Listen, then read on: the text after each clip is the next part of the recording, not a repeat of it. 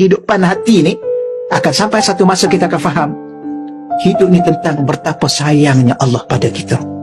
Hidup ni tentang apa? Saya tadi sebut sebelum ni kan, hidup ni tentang apa? Tentang Allah. Apa tentang Allah? Hidup ini tentang betapa cinta dan kasihnya Allah kepada kita. Sebab tu apa pun kita buat, Allah tetap bagi kita segala-galanya. Apa kita buat? Dosa. Banyak dosa yang kita buat. Lalai. Dalam solat pun kita lalai. Kita ni berkira dengan Tuhan. Duduk kat masjid, tengok jajak tengok jam, jajak tengok jam. Baru 5 minit masuk dalam masjid. Tapi berapa ramai orang cukup berkira. Assalamualaikum warahmatullahi wabarakatuh. Dah terus bangun. Duduklah sekejap. Ya, duduk di apa? Duduk di kedai boleh berlama-lama. Duduk di kafe boleh berlama-lama. Duduk dekat mana? Duduk kat padang bola berlama-lama. Duduk kat stadium bukan main lagi. Awal pergi, balik lewat.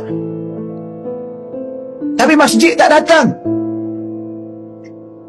Apa yang kita faham tentang hidup ni? Dahsyatnya kita. Punya kita tidak hargai betapa cintanya Allah pada kita.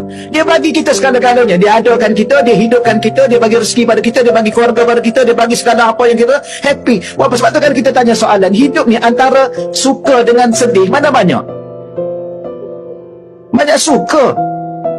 Gembira lah, gembira dengan sedih. Banyak gembira.